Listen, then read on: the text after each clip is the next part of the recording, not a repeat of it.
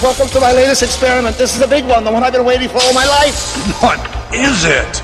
Try to imagine all life as you know it stopping instantaneously and every molecule in your body exploding at the speed of light. Oh my God. The cream will rise to the top, oh yeah. And I am the voice of the voiceless. And there is no one that does it better. The Guy and Harley podcast, streaming all over your face. Perhaps that was the most important part. Can you dig it? Can you dig it? Can you dig it? Pigville on the interview. Can anybody hear an atheist pray? If I told you I did, then would you say I was sane? Well, maybe I ain't. I'll find out on the day I decay and my soul evaporates into space. I'm Harley Neville, and this is the Guy and Harley podcast. I'm Guy Pigden. Who was that? That was At Peace, the New Zealand hip-hop group that have now disbanded, but they're very good, and you can find them on Spotify. Rest in peace, At Peace. Well, they've got a few. I'm sure they're in other bands now. Yeah, it's the guy from Homebrew. Right. Well, yeah, it's all right. I guess important questions. Yeah. Well, deep questions. Yeah. It was good. So we got all sorts of exciting stuff here. We do this week. I mean, it's been an eventful week, and you know our lives are full of events as it is. So it's been super eventful. No, it is definitely been a slightly above average eventful week. Though. Yeah, it's been slightly above average in the amount of events that have happened to us this week, for sure. So first up, we should talk about. We talked a little bit about last week that you brought to my attention was that this YouTube of our film, someone had uploaded I Survived a Zombie Holocaust to YouTube. No, I'll just interject there with an updated view count and stuff. As of right now, it's got 307,000 views, 564 likes. And lots of comments. And so, you know, just to put that in perspective a little bit, the last time we talked about it, I think you said it had 280,000 views or around thereabouts. No, I'm pretty sure it was like around 200,000. Right. So okay. It went up a lot. So it's gone up in a week, 117,000 views. And since you posted your delightful rant online, which we'll get to, it's gone up a further 17,000, and you only posted that like yesterday or something. Yeah, I think it was the day before. It may have even been yesterday. Yeah, it wasn't very long ago. But so basically, we sort of found this thing, and we're like, you know, that's gone up a lot. And I also tracked down my complaint to YouTube about it. Because I pointed this out to YouTube when it had around 8 views. Yeah. Way to go, YouTube. 300,000 people have seen it now. So, and basically what they said to me, and you see, I've tried several times. This isn't the first time the film has gone up on YouTube. And the other times I've done the same thing, which is I've seen it up. First thing I've done is written a complaint like, this infringes my copyright. I'm Guy Pigden. Guy Pigden, the writer-director of this film. And this is not the first time they've got back to me with this email saying, sorry, Guy Pigden, but we cannot verify that you're affiliated with this film. Yeah. I'm sorry. You don't have Google? I'm sorry, writer-director Guy Pigden.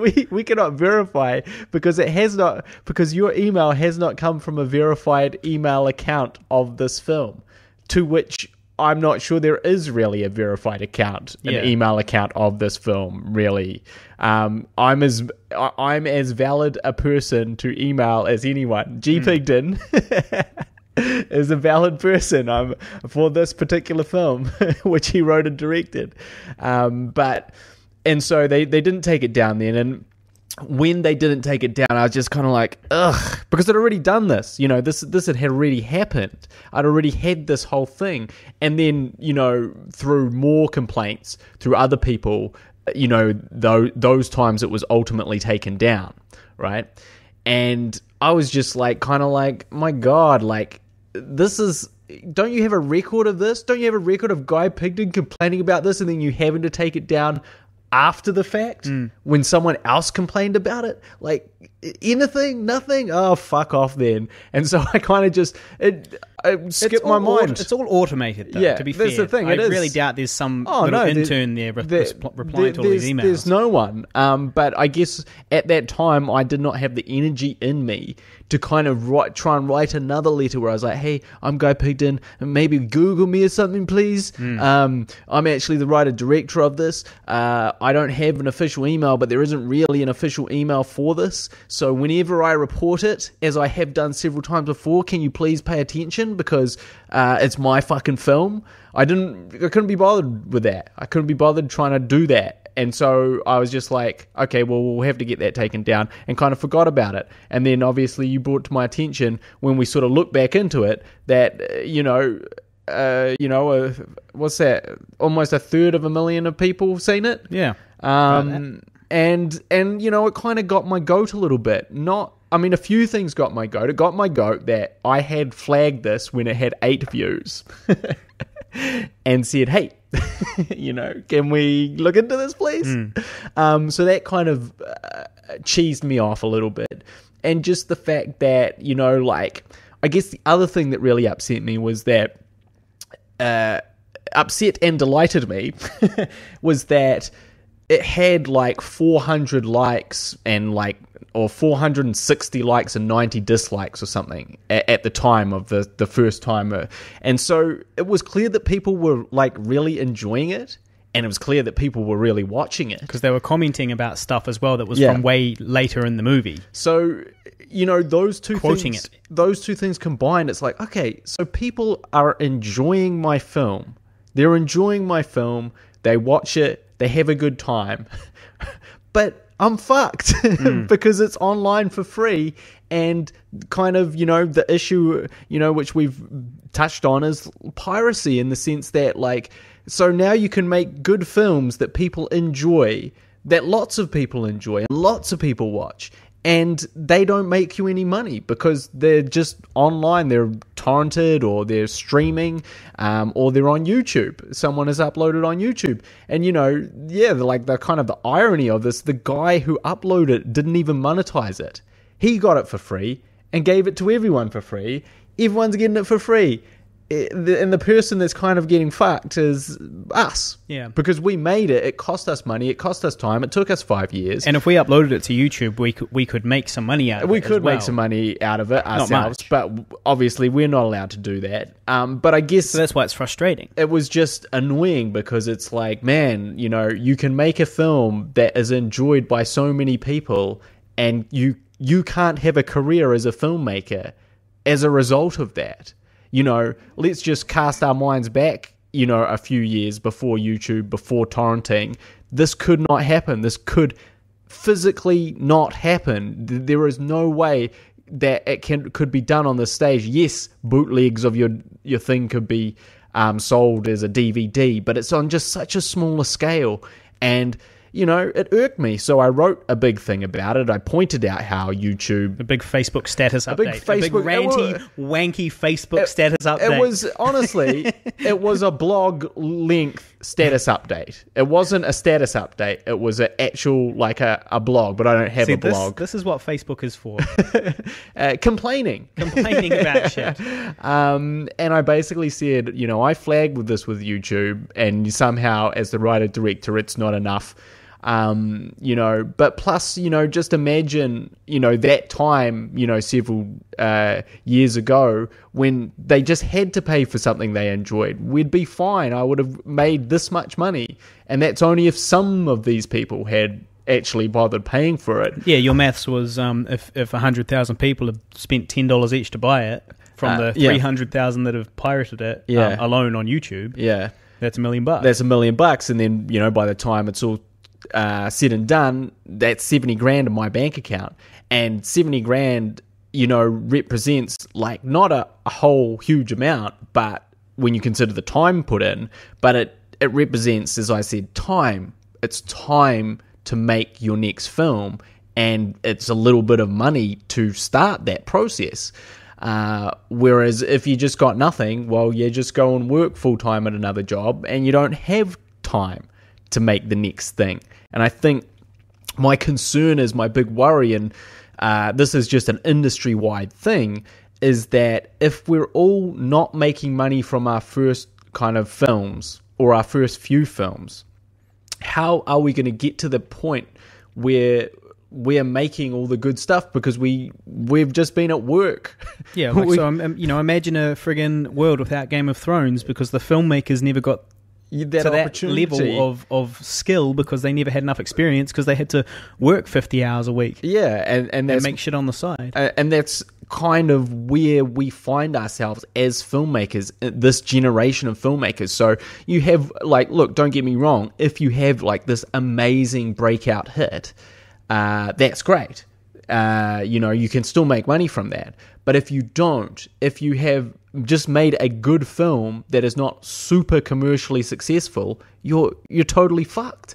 And all these people that sort of used to do that would go on for their second film to cost several millions of dollars, and that first film may have been picked up for several millions of dollars. And now no one's picking anything up for several millions of dollars on that scale, on that level.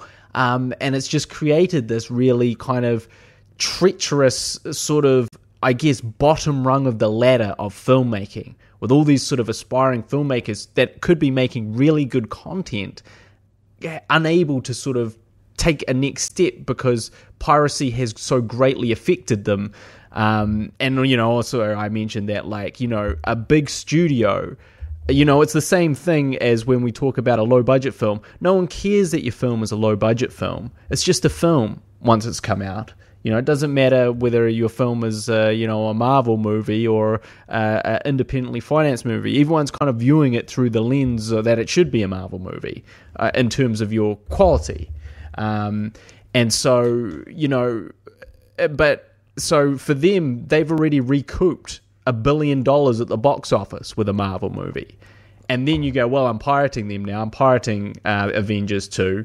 And they go, well, okay, I mean, that's going to hurt our DVD sales, but we have made it $1 billion at the box office. So, whatevs. The next film can still cost a lot of money. Our business model still works. But if you didn't make $1 billion at the box office, if you made it $10,000 at the box office or less, and then people go, well, now I'm going to pirate your movie, like the Marvel movie, like the Avengers movie I just pirated. You go, well, hang on a sec, because I got nothing now. And my film's not making money because you were just stealing it. And so I guess what I was trying to do, and I think what struck a note, I was just trying to make it, I guess I was trying to put it from dot to dot how especially pirating smaller scale films really hurts. And it's the people that you want to be supporting that you're hurting, and we're all doing it. And it's not exactly saying anything new, but I think just in the way that I put it was helpful for people to sort of quantify, because piracy seems like a very blameless sort of easy thing, right? You just see a film, you go, click, download, thank you. You click, stream, no problems. And you don't know that I've worked on it for 5 years and spent $20,000 of my own money and have nothing to show for it now. You just know that you just clicked on that thing and it was free, and the cops aren't coming to your door to tell you off. You're not getting an email from your internet provider saying, hey, we saw that you stole some stuff. Could you stop that? Generally speaking. So what's the harm, right? And I think that's why it's kind of like, it's like global warming, right? It's like climate change. It's like we're all contributing to it and not too fazed about it because we can't see the earth kind of disintegrating on this sort of giant scale. It's not visible to us. It's just summer's hotter. That's it. As far as we know, summer's hotter. Now, we don't know about on small scale in Bangladesh, and all their crops are dead and they're starving, and and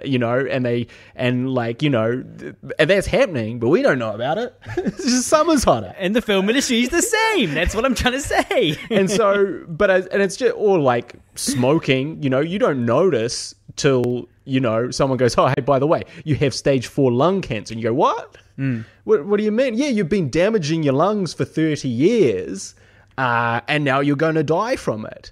it's suddenly this big shock. And I think that at some point in the film industry, we're going to come to this big shock. We're going to get that cancer moment in the film industry. Yeah, where they go... The film industry is going to have its cancer moment Yeah, where it's like, sorry, we haven't elevated anyone to this level, and no one can afford to make films.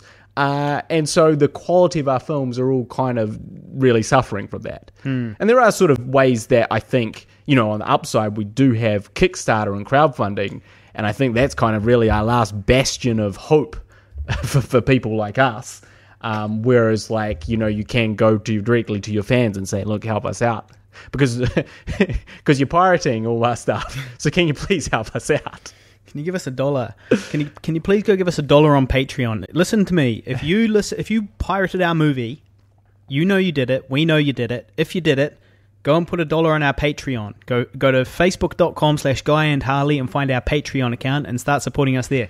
Give us $1. But I mean, it is funny to think, that 15 years ago, this thing did not exist. This technology for doing this thing did not exist. You walked, just think about your perception in your mind, how you view a film now. Do you view any value to it? Most likely not. You're like, well, I get films for free. I watch my films for free. I watch them on my laptop with my girlfriend. I don't really go to the cinema. Cinema's too expensive. I just go out for the odd big film. But I certainly don't pay for most of the films I watch. I don't go to the video store anymore because I can just download them or stream them right on my computer. So there's no need to do that anymore. They've all gone out of business. And so, yeah, do they have much value? Well, no, but I love to watch them. I just watch more of them now, and it's just whatever that is, whatever one we pick this week is the one we watch for free. But think about your perception, and if you're old enough, go back 15 years and go, well, what was it? It was like, shit, this new movie's out. Oh, I really want to see that. How am I going to do that? Oh, I don't want to wait for DVD. I'll go see it in the theater. Or I think I can wait for DVD on this one. It's probably not good enough. That was your only two options. And both of those, there was always, I'll wait for TV. Or I'll wait for TV. But all three of those options are being paid for. Paid. Because, when you say I'll watch for free on TV, that's right, but the TV station pays for it, and then advertisers pay the TV station. So everyone still wins in that scenario. But now there's this alternate scenario which involves none of that. And unfortunately, that's 100% adoption rate of that alternate. Right, well, so that's a good 16-minute rant about that. What's exciting about it is all this publicity that we're getting is selling more DVDs. It's kind of awesome. So we got Guy went and did an interview today on the Tyler and Luke show, which is a radio show / podcast. Go check him out. I'll share it when it comes out on the Guy and Harley Facebook page. Stuff.co.nz, we have been interviewed, and there should be something coming out soon. Yeah. And obviously the rant online has been shared a whole bunch of times. You can also see that if you go to facebook.com/GuyandHarley.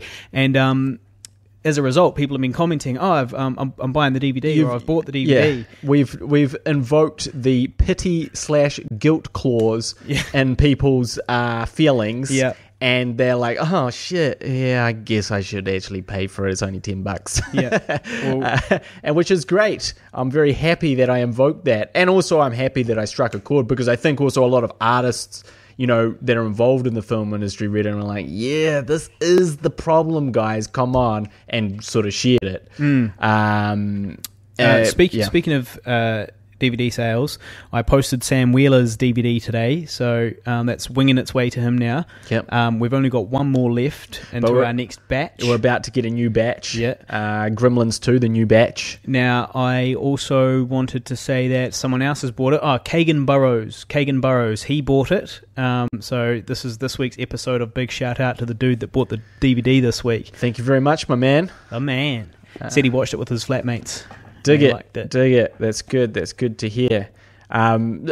Just a funny aside about the radio show as well. Oh yeah, is that he did? Tyler asked about memorabilia from the film, And I was like, well, we do have a rotten penis. We do have a rotten zombie penis. Currently rotting further in a plastic bag. In the hot water cupboard. In a bag. No, I think it's in a plastic bag out by the window. Oh, really? Yeah. Oh, it should be in the hot water cupboard. Yeah, it's not there. Oh, fuck. I need to move that in there. And I was like, what is this? I was like, this looks like a bag of skin. And then I get clicked. I was like, oh, it's the zombie One penis. of the girls better not throw that away. I'll be furious. Yeah. When Zombie Holocaust goes truly cult, I want to sell the sex package from I Survived a Zombie Holocaust, and what that consists of, I'll put it on Trade Me or whatever, is the zombie penis worn by Mike Edward. Yeah.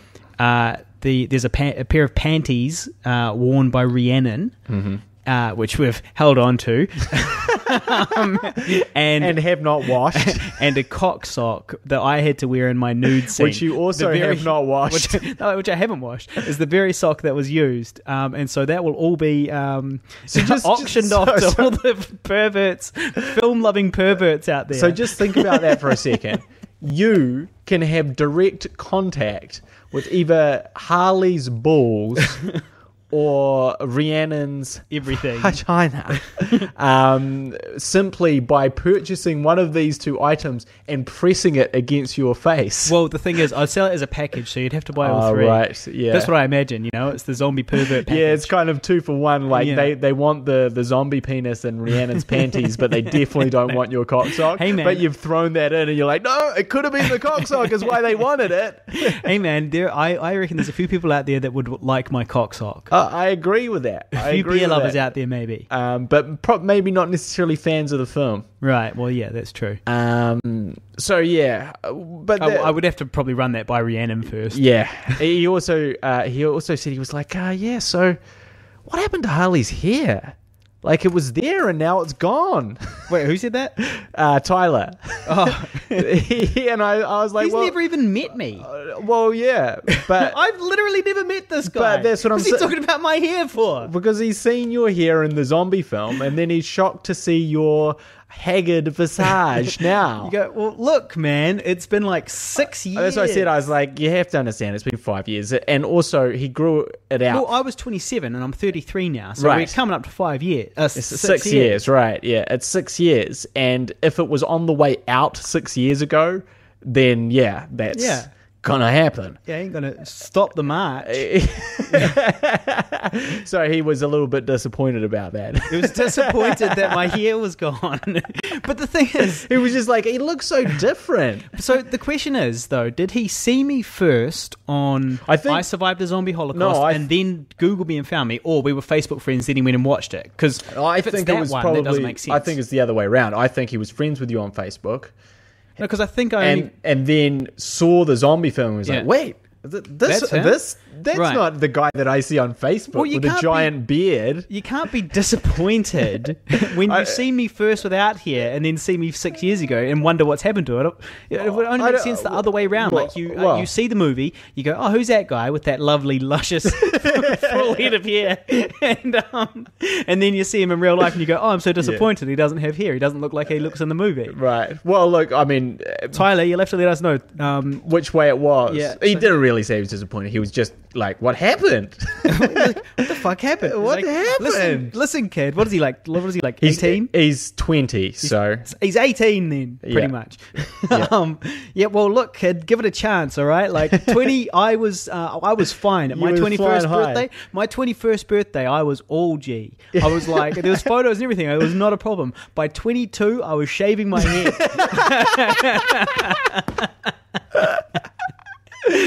Then I walked around for years wearing hats, ashamed of my disgusting bald head. A decade of my life wearing hats. So a decade, and it could happen to you. It can happen to anyone. You know, the other thing is that we should say is that I always sometimes question your commitment to your acting discipline, but in this instance, I laud your commitment is because basically I said, like, you didn't walking around with a receding hairline. Like, that wasn't your hairdo. No, I didn't like I didn't like that. You know, that because that was trying to say, like, hey guys, everything's cool. Yeah. I'm just a guy. This is my hair. What? Yeah. When really it's like, look, I understand I'm losing my hair, and so I cut it short. So you were forced to grow it out from, I guess, at least 6 months beforehand. Yeah. I was working on a cruise ship. So here's what happened. I was working on a cruise ship in the Caribbean. Yeah. There was beautiful women everywhere. And I was, a young man traveling the world. Yeah. And I get this email from Guy saying that I should start growing out my hair for the application for the funding, so that I look like the character when it's time to actually audition to be the character. So he said, start growing your hair. So obviously I did, but much to my dismay, because for the 5.5 months, I was like near the end of my contract, I've been rocking the shaved head, and I thought my baldness was, I don't know, well, not a secret. But, well, kind of, because when you shave your head, when you're at a certain point, your hair is just thin on top. So when it's shaved, it just looks like you still have your hairline. Your hairline exists, so people are You're like... just a dude that shaves his head. He's just a guy that shaves his head. He just likes shaving his head. He likes shaving his head, that's all. That was why I did it. At 22, right? At 22, I was nowhere near bald enough to need to shave my head. Yeah. But I was like, well, look, I'm going to start... it's going, okay? Over the course of that year, I went from, is it going? Nah, it's sweet. It's fine. It's sweet. It's fine. Through to, no, it's not going. It's not. Through to, okay, it's going. And I was like, well, look, I'm going to start The shaving 5 stages of grief denial. or whatever it is. And so I started shaving it, and then preemptively, you know, so that people would always be like, well, he's not bald, he just likes to shave his head. He's just a dude that shaves his head. And so anyway, at the end of the contract on the cruise ship, I had to start growing my hair out, and I got all these photos done, like farewell photos and stuff, and I looked like shit with my hair all half grown out, all bald, but I'm like 27 years old. And you're a single guy. And I was single. And you were like coming back to Dunedin as well, like a single 27-year-old guy. I turned down a second contract on the cruise ship as well, which was going to be leaving from like London and going up all through the Baltic, and eventually ending up in Canada. And that was all confirmed. I was in. Yeah. And then I had to say to them, oh, sorry guys, I'm not going to the Baltic this winter. Yeah. Or summer, or whatever the fuck it was. Yeah, and so, you're a single guy, and you just had to have this hairdo, which you couldn't really... There was no easy way to explain it for that period of time that you had to have it, because... Well, at least I could be like, I'm in a movie. You could, but what I'm saying... And the lead. Is that takes several steps to kind of make the excuse of before, people can be judging you and your hair well before that, before you can go, oh, hey, wait a second, I'm doing it for a role. I don't know. And even that is kind of like a big explanation. What, you're looking at my hair? Well, let me explain to you. Let me tell you a story about that. Well, what I hated, and I still hate this, but what I particularly hated as a bald man, a bald young man who wants to go out clubbing with his friends, is, if you're losing your hair and you want to go out clubbing with your friends, and you just know those fucking ball bag bouncers, they always make you take your hat off. So you're like, yeah, bro, I'm gonna get laid tonight. Me and the boys, we hit the town. A young hip dude. I'm a young hip dude. And then it's like, I feel good, I look good. And then you get to the club, and the bouncer goes, take your hat off. And and it's like, and then you're just like standing there like fucking George Costanza in the middle of the fucking dance floor. You've transformed from a mid man in his mid-20s to a man in his mid-40s. With one single removal of a hat. And one time I was in this club, and my hair was short though. I had shaved my head. Yep. I think it was just after the shoot, and this guy started like muscling into me in the dance floor, and I was like, what the hell's going on? Well, what's wrong? And he goes, oh, nothing. I just don't like skinheads. Like he was going to beat me up for having a shaved head in the club. And you're like, bro, I do this for a reason, man, but it's not the one you think. I was quite angry. I was like, I'm not racist. I'm just bald. For God's sake. I'm not racist. I'm just balding. It was pretty funny. And then, of course, to add insult to injury, you're like sweet, shoot's done. You know, I never have to have that hair again unless we do a sequel. I never have to worry about that fucking hairdo ever again. That fucking abomination that I had on my head. Unless we do a sequel, and in that case, that's great. But instead, sort of, I don't know, I guess a year later or something, I was like, oh, start growing your hair out again because we've got to do reshoots. Yeah. So you had to go through that whole process again, all over again. Fortunately, you had a girlfriend by that stage, I believe. Yeah. Did I? Yeah, I think so. Well, no, actually, I take that back. I think you were growing it out while you were courting Angie, your current girlfriend. Yeah, you were actually growing it out at the stage that you were you were romancing her. Yeah. It's lucky I got through that. I know. Oh, I did trick her. I did wear a hat, basically 24/7. But right up until the first time we spent the night together, I wore a hat. I thought you were going to say, like, we had sex a couple of times with the hat on. And then you're like, well, time for the real me. So there you go. What else is going on? Well, look, here's the thing. There's so much news at the moment. First one is poetry news, poetry update. Okay. Oh, shit. One, I performed poetry at a wake the other day. That was kind of interesting because, like, I was not super close with the woman that died, so it's kind of hard to be out there doing a poem in front of like the family and friends and all that stuff. Yeah. Why did they ask you to do that? Well, it was a poetry. She was a poet, so it was a poetry open mic night, and everyone was encouraged to get up, but they were encouraged to do a poem kind of about how they felt about Michelle. So I wrote something new.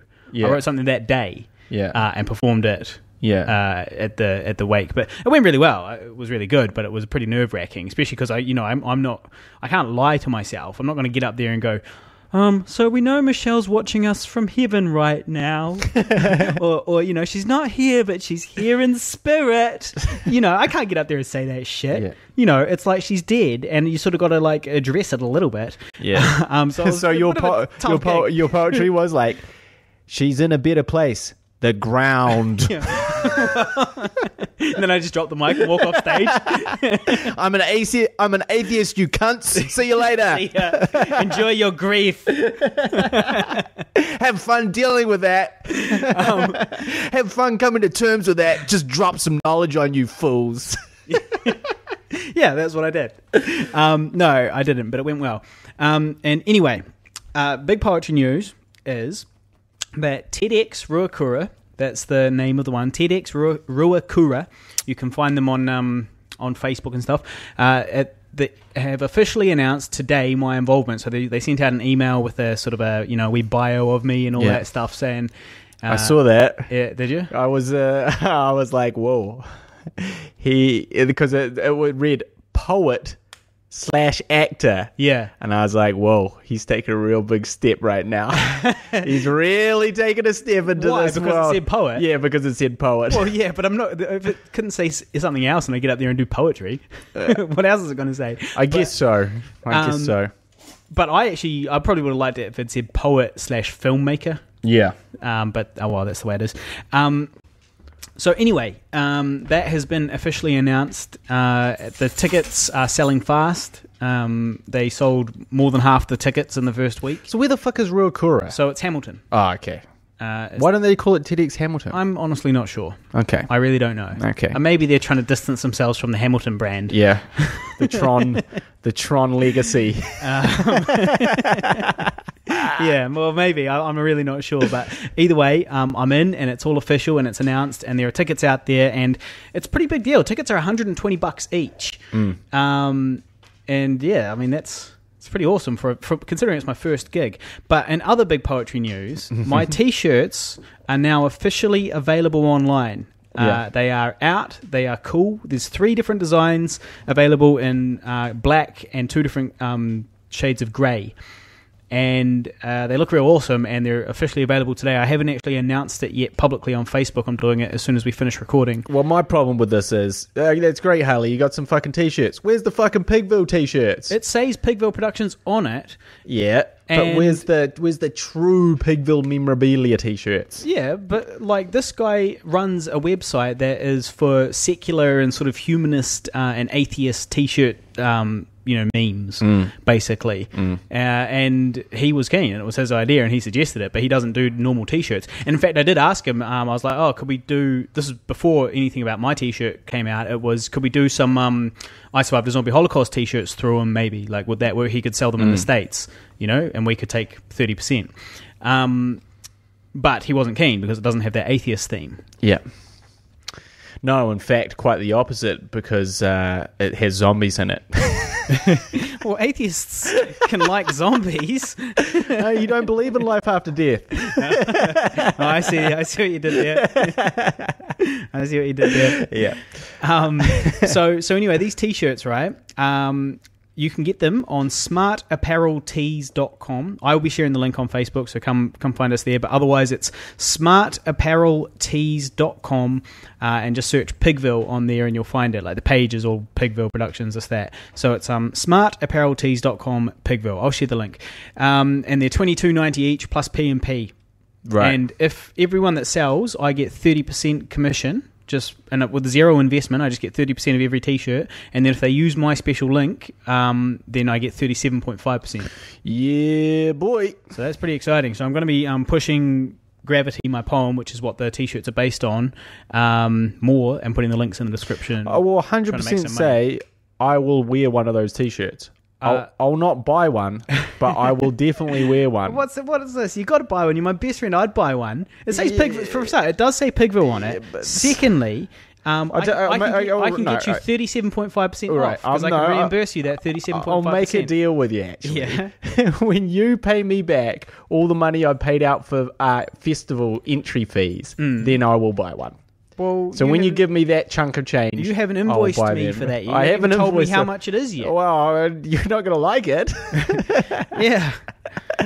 But yeah, so when you do that, I'll have some money to do that. The music video you shot that I paid for half of, originally it was meant to be a sort of a cross promotion between Older, because the music is this artist from Dunedin whose music we're using, and so the idea was shoot a music video, release the music video kind of at the same time as the movie, I guess, and kind of drum up some publicity for the movie at the same time. Yeah. What is the connection to the movie though? Because I thought it was going to be like scenes from the movie with cutaways to the song, but now I'm getting the impression that it's I think just we're gonna, all them. No, I think we're going to do two different versions. Because I don't really want to just pay for half of her friggin' music video. So we're going to do one version which is has clips from Older the movie, and one version which is just her. She'll be buying that one that's just her. She wants that because the official one needs to be the one that promotes Older. Yeah. Oh, it will be, because that's you got to also remember that's why you and I paid. But you also got to remember $1,000 to make that. No, it wasn't $1,000. It will be with the grade and the all that stuff. No, because you don't have to do a sound mix, which is the most expensive thing. So yeah, for that also that song is used in Older. So even the song itself is payment is like promoting Older in Older. Well, yeah. Not if you just hear a song on the radio, you're not going to know it's in a movie. But if you see a music video and you're like, official theme, like the only ones who know the official theme song for Older, you'd be like, sweet. I'll see what this Older's about. I don't see how they'd know it was anything to do with Older. They heard it on the radio. No, they saw it on TV. But that's what I'm saying. If you're watching it, well, you're most likely not going to see it on TV. Most likely to see it on YouTube. Okay, so you're watching it on YouTube? Yeah. Oh, what? So you put it in the description? Yeah. Right. Yeah. That's low property real estate under the description there. Well, look. No one seems to click on it.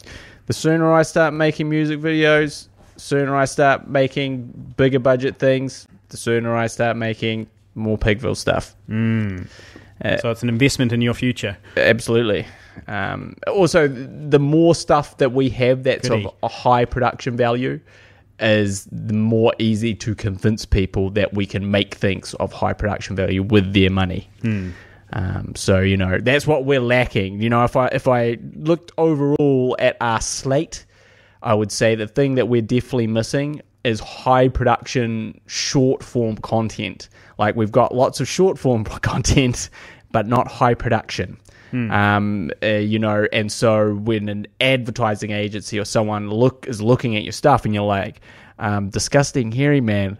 Look, it's funny, but it looks like absolute shit. I'm not really sold that you guys should be given $100K to make this ad. I mean, sure, it's funny, a guy wanking to some gratuitously to fat girl porn, but it's funny because he's hairy. But I'm just not sure that this justifies $100,000 for to be fair, for our Steinlager marketing campaign. To be fair, it practically warranted $250,000 for I Survived the Zombie Holocaust from the Film Commission. Well, I don't know what they were thinking. Basically, we only had on our YouTube channel. We had The Project was probably the highest quality thing we had on there. Yeah, and that's which is a web series. It's a great web series. I really like it. Yeah. Well, look, I think go check it out. The Project. It's on YouTube.com/Pigville2. I think it's changed a little bit because also, we're talking about 10 years ago almost. We're talking about an era where it was harder to make things look good if you didn't have money. Much harder.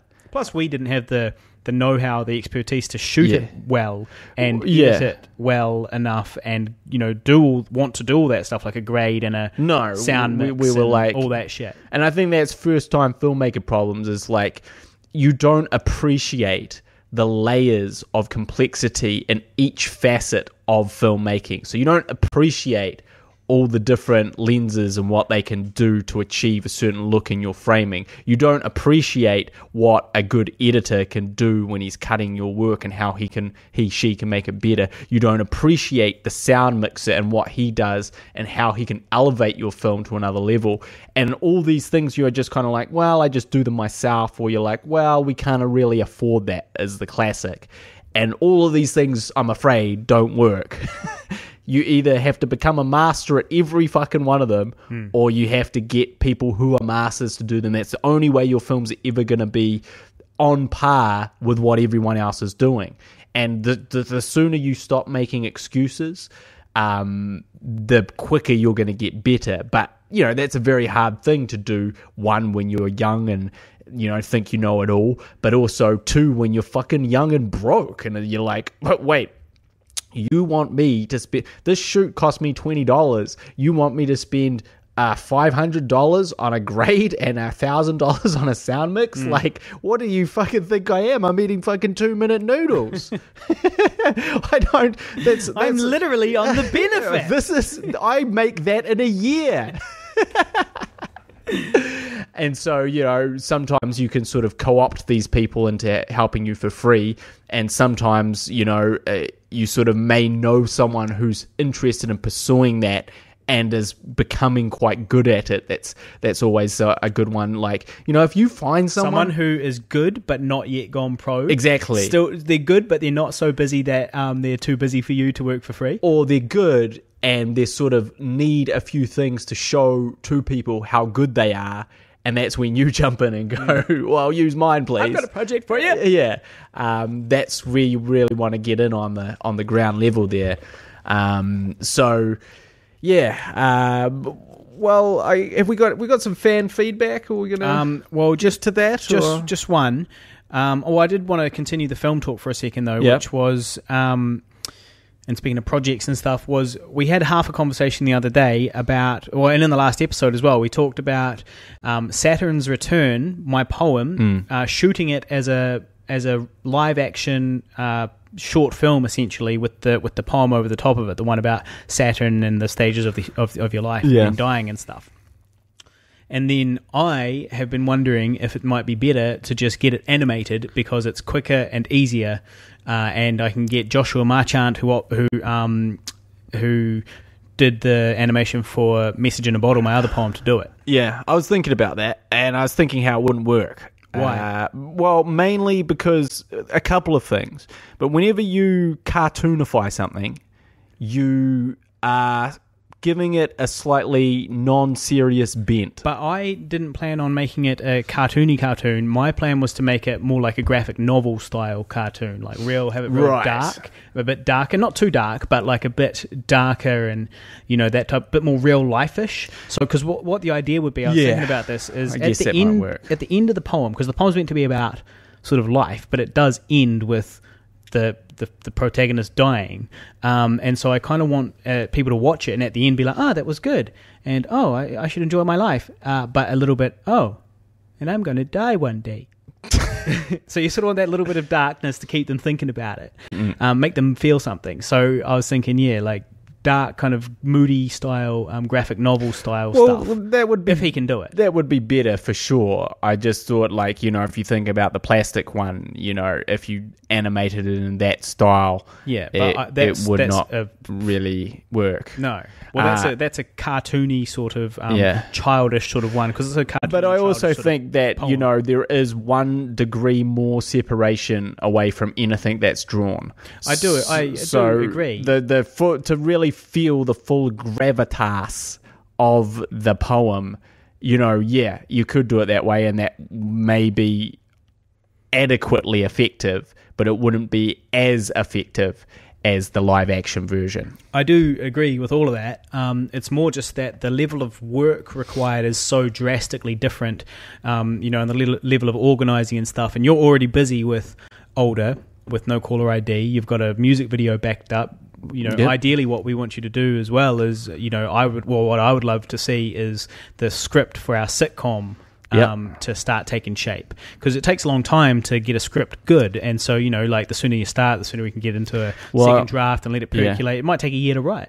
I also did the maths on that, and like basically each character has 80 pages. Like if you think about 8 episodes, right? 30-minute episodes, and then sort of each character has 80 pages, and then you kind of some of those pages obviously intersect because they're scenes with another character. But each character arc has sort of 80 pages dedicated to it. So it's quite a lot of writing. Yeah, well, which is why I'd love to see it just, at least starting. And so it's like the last thing you need is another project, because it would end up being a bunch of work by the time the edit was done and the grade was done, and all that stuff. And also the shoot is complicated. It's babies and old men and and kids and all various locations as well. So it's not an easy shoot. And so basically I was like, well, I think I'd much rather see it come out sooner, and I can get it. It's a matter of recording the poem, getting the score composed, and getting the animation done. And the sound mixed. Look, the score mixed. I think realistically speaking, if you want it done anytime soon, that's really your only option. Yeah. Well, because that's the thing. There's no projects coming out on our YouTube anytime soon except for this very podcast. But I am sick of fucking poems. What you've done? You haven't done. You have not shot a single one of my poems. No, I know, but I'm sick of fucking poems as a content that we're providing. Like, that's fine, but I'd like to provide other well, you things. haven't really provided any of them. I've provided I know, them you all, provided and it's all them. just extra content for the YouTube channel. I know, but that's what I'm saying. As far as projects go, it's not really super exciting unless it is a live action one. Well, there's some of our most successful stuff, like of all the things we've posted recently, they've got plenty of likes and plenty of views. And that brings me to some bad news about No Caller ID, is that the No Caller ID teaser has 11 likes, 4 of which are me, or 5 maybe, if I think I've got your one as well, and it's got 9 dislikes. It was like, who thumbs down a 40-second high-quality trailer? Like a teaser. It's not even a trailer; it's a teaser. I think that's the problem, isn't it? Well, but you'd think people would be like, "Oh yeah, looks interesting." Like, even if they didn't think it looked that good, you can't tell if it's bad yet. No, you definitely couldn't can't thumb tell. it down based off that. Honestly, though, I think that's what it is. They're like, okay, sweet, and then they go, "What? That was it? Fuck you!" But it does say in the title, teaser. Doesn't matter. In fact, I think it actually says short film teaser. I honestly think to them it doesn't matter. That's just like, you fucked us because we wanted you to deliver actually like kind of a proper thing, and you just gave us a little taste of it. Fuck you, dislike. Well, maybe. Because I have pushed that quite hard as well. Yeah, I have shared it a good amount of times. Well, it's certainly true that type of thing. no one appears to give a shit about it. But again, it is just a teaser. I mean, to me, it's unsatisfactory in the sense that it is just a teaser. So, because you can't really do a trailer to a short film. Like a proper trailer to a short film is a third of the short film. There's no point in doing that. The point is, don't be bagging on my content, which I'm putting a lot of time and effort into. But that's the thing is, that poetry, great, whipty fucking do. That's cool for you, but it's It'd not be cool for you too if you shot the video, because then you were the director of the video. That's right, but we're taking out those two things, so it's like, I'm not going to be performing it, obviously, and I'm not going to be shooting it. But you're not going to be working on it at all. So, so what's the big deal? Harley, for sure, put that out there. Get that on YouTube. What if it gets 100,000 views? The money as well. I don't charge, on my poems, I don't take the earnings away and keep them just for me. It goes into the Pigville account. But, like I said, in terms of, content that is being released into the world, that's great for you. But does absolutely zero for me. Okay. Unless I have, in some way, unless I did direct a video for one of them. There's heaps of things like that. Like the music video that we were talking about before has basically nothing to do with me. I organised a few things from afar and I paid for half of it. Mm-hmm. It doesn't really benefit me at all. Well, no, it does. Because some other chick performing. But the thing is, if that music video comes out and it's good, well, you're the producer of Pigville Productions, which produced this short music video. And so if my poetry comes out and does well under the brand Pigville, that's still good for you in exactly the same sense. Not really, because... No, it is, because it's earning money. It's getting us views. I'm the producer on this poem. Well, yes. They go, whipty shit, mate. No, if it's a poem that has millions, if it's a poem that has millions, and me producing the music video does somehow. Yeah, because it proves that you can produce a good music video. No, it's the same thing. Yes, but it proves that, if the poetry video is good and it's associated with Pigville, and you are associated with Pigville, it's exactly the same thing. Not really, because it's not showing it's not conveying any type of filmmaking skills. Why? Because it's got nothing to do with filmmaking. It's an animated something that someone else did. That particular one is animated, but not all of them are. But that's what I'm saying. So, so because it's animated. So if you wanted to make an animated music video, that would not be good for the Pigville YouTube channel. Well, I wouldn't make an animated music video. You get bored of shooting live action stuff and you want to do something, and you've got a small amount of spare time, but not too much in between your two big Hollywood films that you're working on, and so you decide that you want to put out a little project. And you say, well, what I'm going to do is I'm going to get a cool animation done. I'm going to get a cool animation done for this music video for my friend's band. I just did that. Would just never happen. Well, it's a hypothetical, and it'll be fine, the more hypotheticals are when it comes to just filmmaking. the very idea that me creating a project, which does take time and effort and all that stuff, and will be done to a high standard of quality. I'm not going to put out some piece of shit. If that goes on YouTube, on our YouTube channel, and does well, it's undeniable that is helping your career still, because it's helping Pigville Productions it's helping channel. Yes, exactly. The channel that you're associated with. And then people go to our channel, and then what do they see? They see Older, they see I Survived a Zombie Holocaust, they see No Caller ID teaser, they see all sorts of stuff. It's all just part of as filmmakers, it doesn't really do much. It does. It shows that people go to our YouTube channel and they see, oh, what do these guys do? Oh, they make films. Oh, they make feature films. Oh, they make music videos. They make animated stuff. Oh, wow, they do all sorts of things. But you wouldn't necessarily take someone serious as a filmmaker if you saw an animated poem they did. If you saw... Well, you definitely wouldn't. If the only thing you had seen from them, maybe you wouldn't take them seriously as a filmmaker. Yeah. But you would check out their other stuff as well. It's a way that somebody who's never heard of you is now checking out the rest of the channel. You would rather them never have heard of it than have watched it and then come through and hopefully found us. Oh, no, like, I agree that by proxy, it can be helpful if these poetry enthusiasts somehow have any kind of love for filmmaking. They're very different audiences. Very different. That is absolute bullshit. Michelle, whose funeral I went to the other day, studied film in New York. Yeah.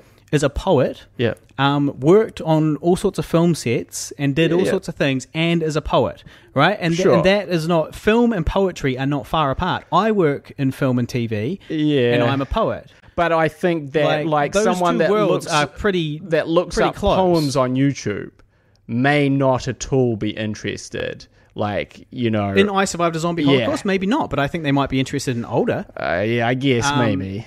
You know, yeah. So yes, by proxy, your poem may be helpful, but it's not something that is particularly exciting because I am not particularly excited about Talia's music video that had nothing to do with me, but I'm still happy that it's there, and I'm happy it's coming out. Yeah. And I'm going to throw all my support behind it, even Sure. though it doesn't have my face on it. It's a music video, so it won't have credits, probably, that says Pigville Productions, and there's a possibility that the official version is not going to have anything to do with Older in it. So I've just paid for half of a music video for some other girl so that your career can have a music video on your show reel, basically. well, yeah, but like yours and ours careers are intertwined there. Exactly. Yeah, but not your So poetry career. No, it my is. filmmaking career is intertwined with yours because I make things that we both do It's together. not a competition, man. It's not a competition, but that's exactly my point, though. But that's what I'm saying is like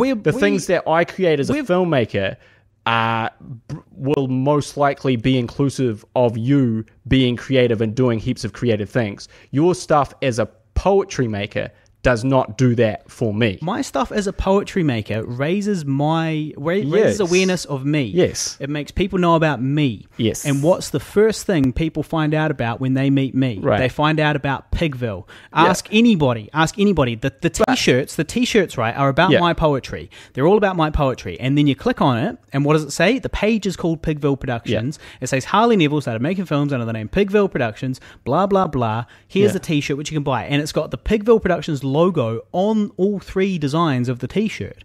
So I get all that, but that's what I'm saying is it's just a multi-prong attack, finding more audiences and drawing them in to all of our stuff. But poetry is not inclusive in the same way that my filmmaking is. What do you mean inclusive? Inclusive as in like what that I contribute to in any way and like cross-pollinates in any way with me. But it could easily. I want you to direct one of my music videos. Before I realize how much you fucking hate them. But like that's the thing is like, and that's something I would do, but I wouldn't direct a poetry video over a short film that we could do instead. Well, that's fine, but the option is not shoot a poetry video or shoot a short film. The option is, hey, I know a poet who's on his way up, and he needs a video done for one of his poems. Is that the type of thing you would shoot a cool music video for? Yeah. Yeah, I would do that. Yeah, okay.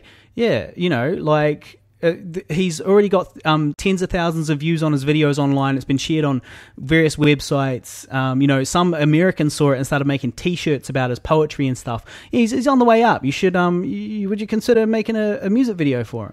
I would say that like my set of skills would not really translate to that. That's bullshit. Very well. That is absolute bullshit. You said that, about doing the Saturn's Return video. Yeah. Like, my version of the Saturn's Return video was always, in my head, very, very simple. But you wanted to do, like, a real sort of short film thing, which is exactly what you like and exactly what you can do.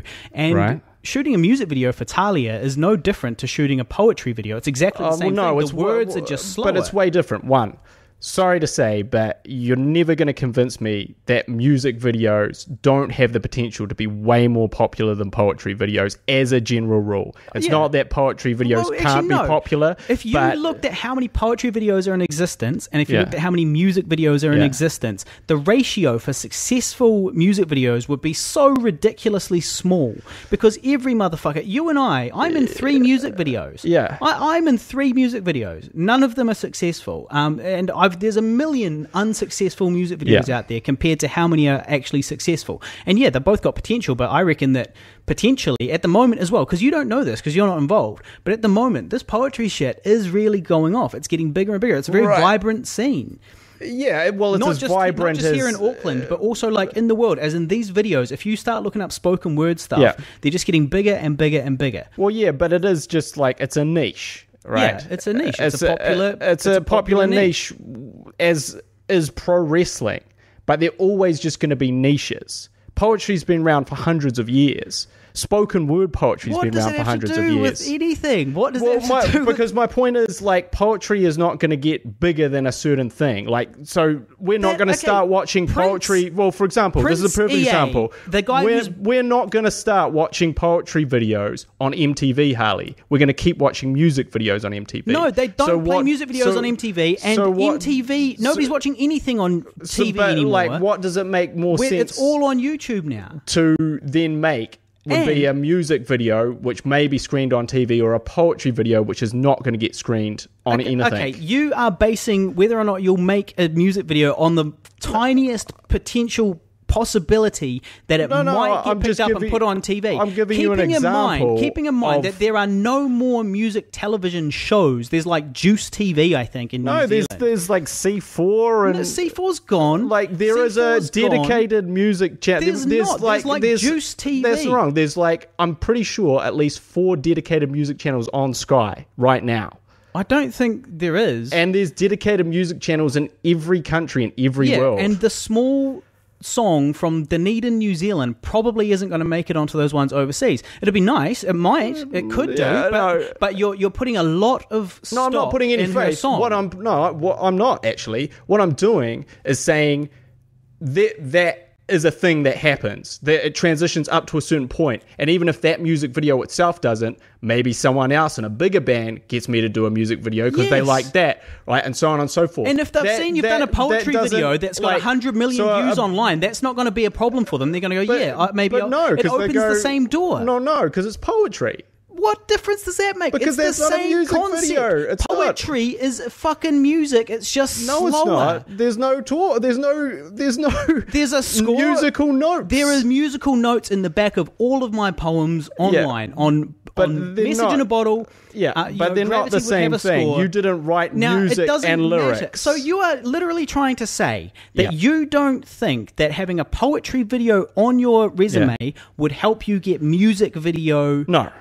No, I don't think it would. Okay, that's pretty fucking ridiculous. Well, why? It's fine. Let's let the listeners decide again. But like a poetry video is a poetry video. Yes. It's not a music video. It doesn't prove that I can make music videos. A music video proves I can make music videos. And you've made one. So exactly. So that makes perfect sense to do because I want to do more music videos. I don't want to do more poetry videos, and I don't want to become a poetry visual storyteller. I want to become a filmmaker that tells stories in music videos, in ads, in films, in shorts. Okay, so the conclusion here is that you don't want to do any poetry videos for me.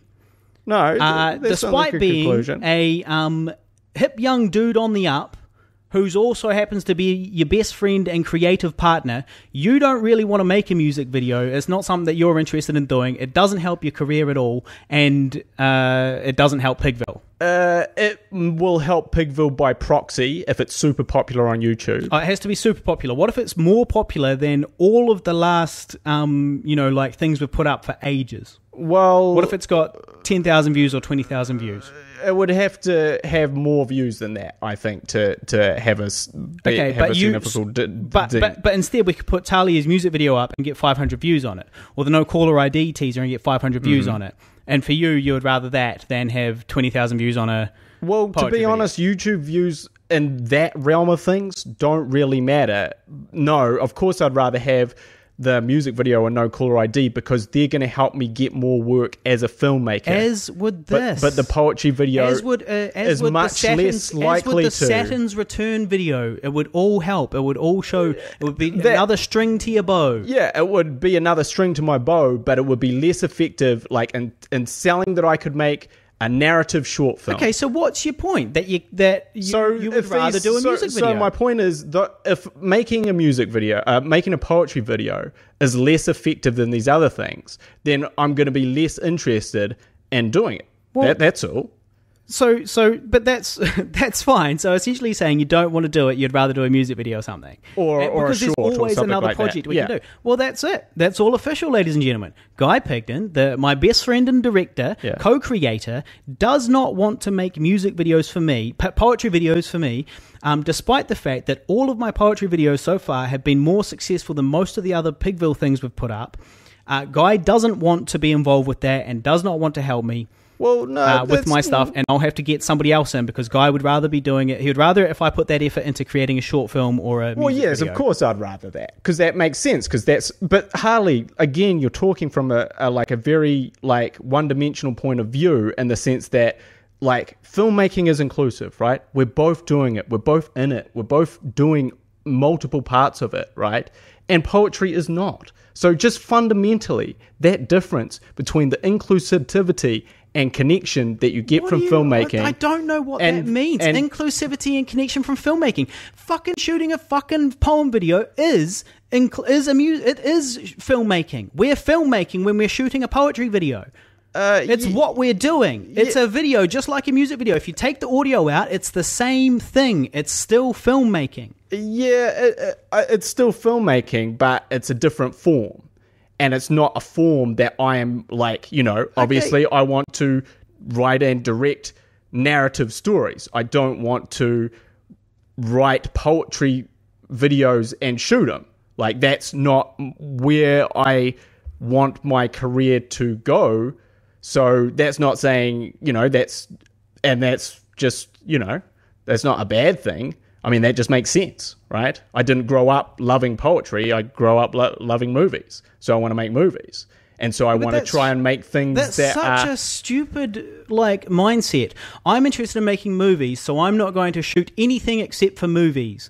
I'm not going to shoot anything. I'm not interested in shooting anything else. I'm not interested in shooting a music video for Harley, a poetry video for Harley. Well, no, I didn't. It's it boggles the mind. It's how you can try and make such a distinction between shooting a music video for some chick from Dunedin or shooting a poetry video for me. What's the big distinction there? How are either of those, the difference in what it could do for your career is so minute. The difference between a music video and a poetry video is so minute as far as a showreel piece goes. It's ridiculous. That's not true. It's actually more interesting that you've done a poetry video. That's it's not something true, fresh. and then on top of that, my poetry video is guaranteed to get more views than Talia's music video. I'm sorry, but I really don't think that this, small song from Dunedin, I mean, I hope I ate my words, but I'm pretty sure the small song from Dunedin is going to get a few hundred views on YouTube. And that may be the case. We don't really know. I think that my next poem will get way more than that.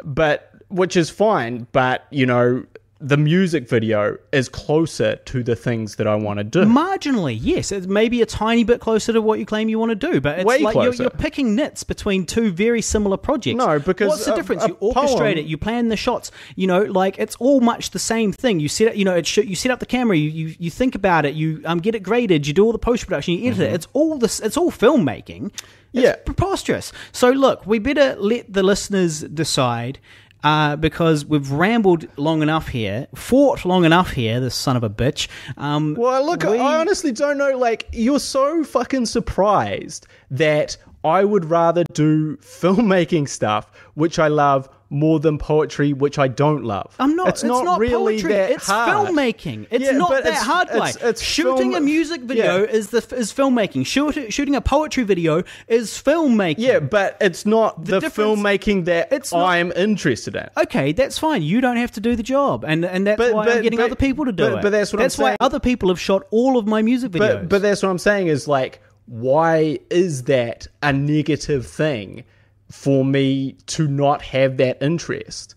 It's not a negative thing. It's a negative thing for you to bitch about me putting poetry videos that I create on the YouTube channel like it's somehow affecting you negatively, when all it's doing is driving more traffic to your channel. But I didn't say that, You did. I? You said I'm sick of poetry as content on the channel. Yeah. You said I'm sick of poetry. Yeah. So you're saying that you don't really, you're not like, yeah, Harley, man, go out, shoot a bunch of poetry videos, get them on the Pigville channel. Get No, views up, keep active, 100% what I'm saying. 100% what I'm saying. Not what you said. No, I'm getting listen, sick of it. listen to what I'm saying. I'm saying 100% that is what I'm saying.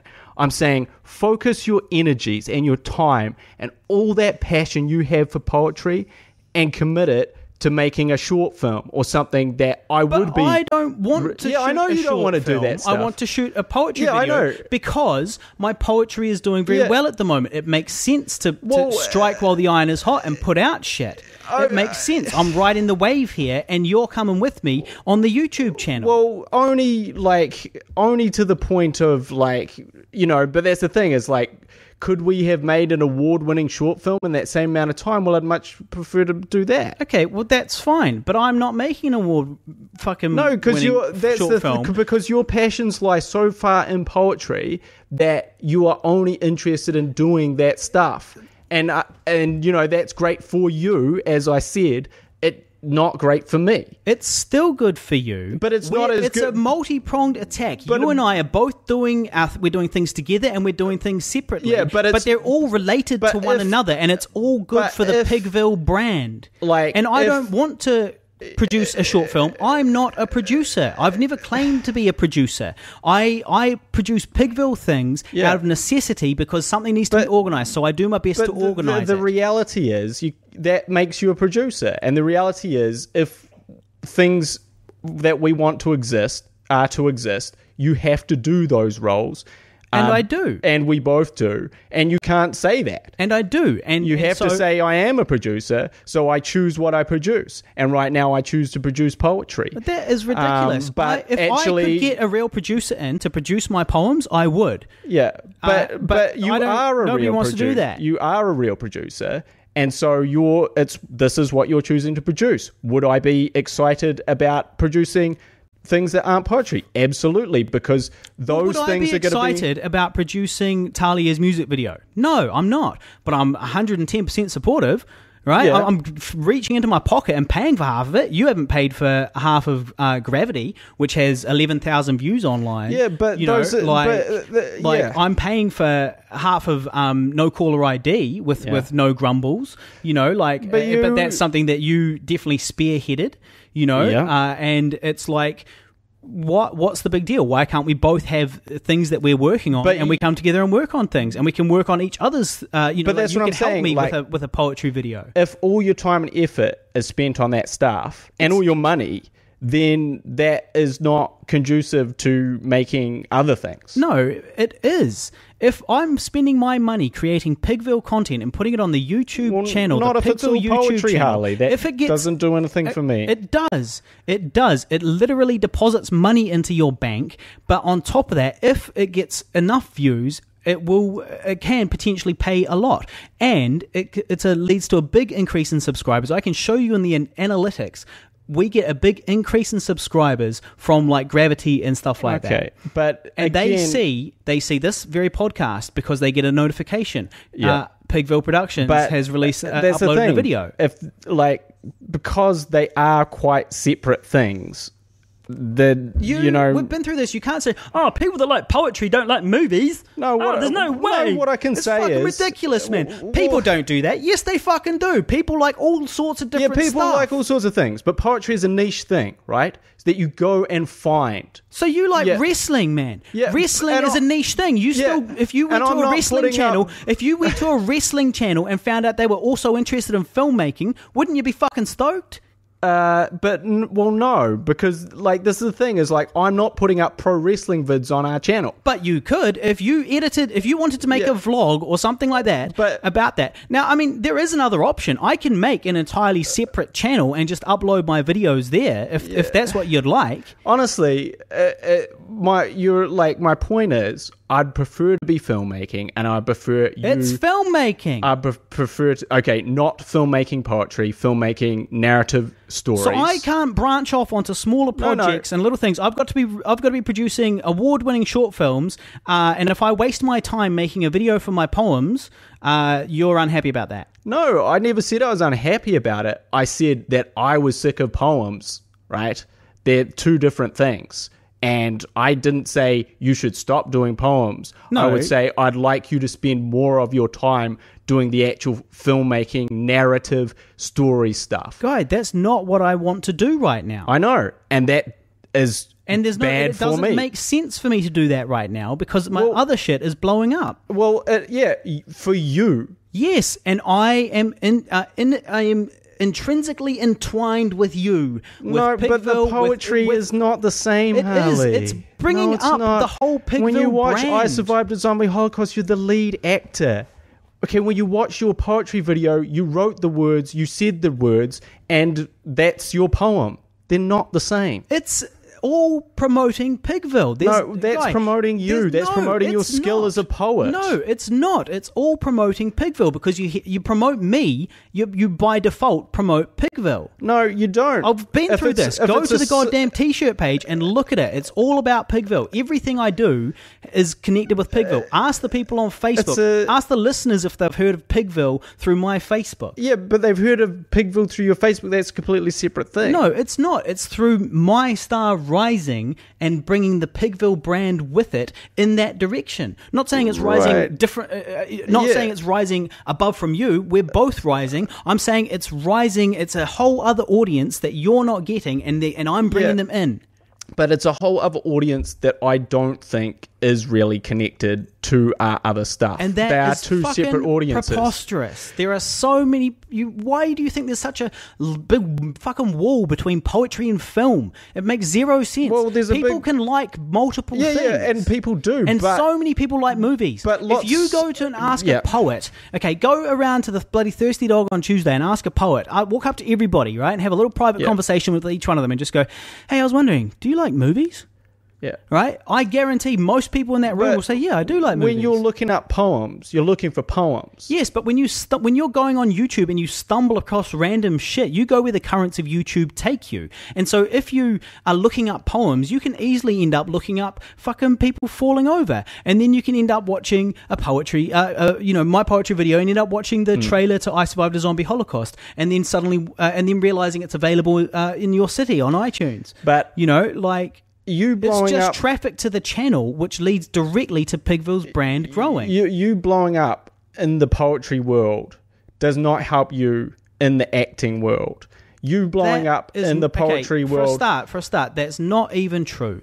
That's just not true. Look, doing a poem doesn't mean you can act. My poetry... You getting a million poems does not mean that you can act. It doesn't. My poetry has increased my confidence as a performer. Okay, right? but that's a separate which has thing. helped me. And then it getting a lot of views online. If it gets a lot of views, perfect fucking example. I put my videos on YouTube. Now I'm performing at TEDx Ruakura. On the bio on TEDx Ruakura, it says Harley Neville,